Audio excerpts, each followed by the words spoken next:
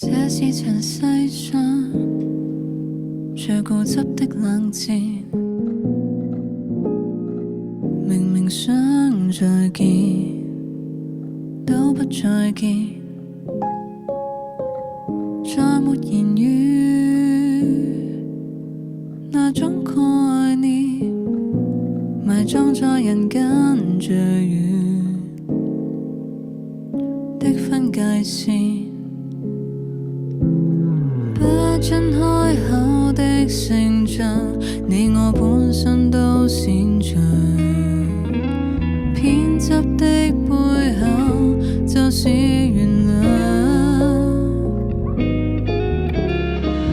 今天猜想你正在旅行，明天可解釋你太內向，不見人，因你只變得透明，不等於變相。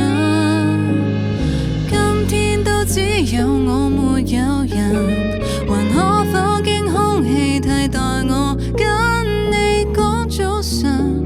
旁邊的人卻不懂我們分開得那樣近。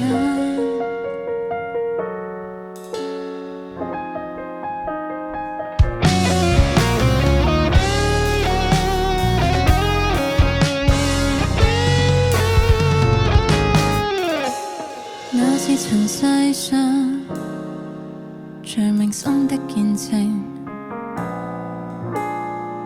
明明想去愛，但最後忘形，再沒時間探討意義，忘記在乎的要領，不必答應。今天猜想你正在旅行，明天可解釋你太內向，不見人，因你只變得透明，不等於變相。今天都只有我沒有人，還可否經空氣替代我跟你講早晨？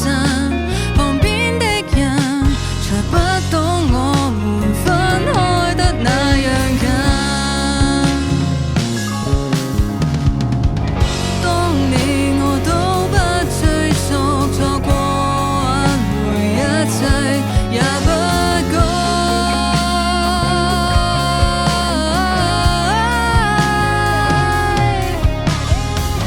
從來沒展後勝利，從來未有再度像如初。